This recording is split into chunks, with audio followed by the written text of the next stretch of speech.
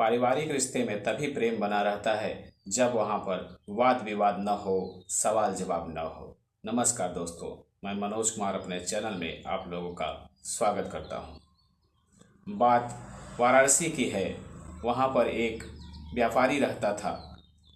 दोनों पति पत्नी में बहुत विवाद होता था। दोनों बहुत आपस में झगड़ा करते रहते थे, रोज कलह करते रहते थे। धीरे धीरे समय बीतता रहा और दोनों उस कलह से ऊब गए। आखिर क्या वजह है जिस वजह से हम लोगों में कलह होता रहता है।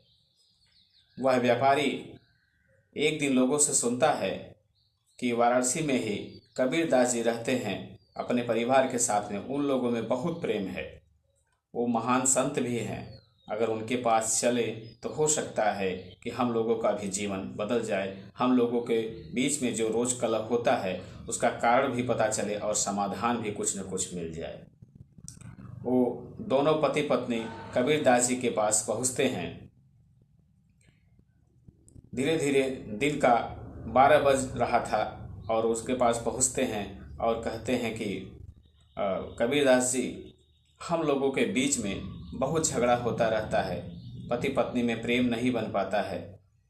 कुछ उपाय बताइए जिससे कि हम लोगों का प्रेम बना रहे और हम लोगों में विवाद न हो।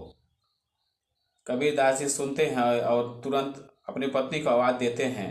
उनकी पत्नी का नाम, जैसा कि आप लोग जानते होंगे, उनकी पत्नी का नाम लोई था। उन्होंने कहा कि लोई, घर में से ज़रा लालटेन जला के ले आओ। तो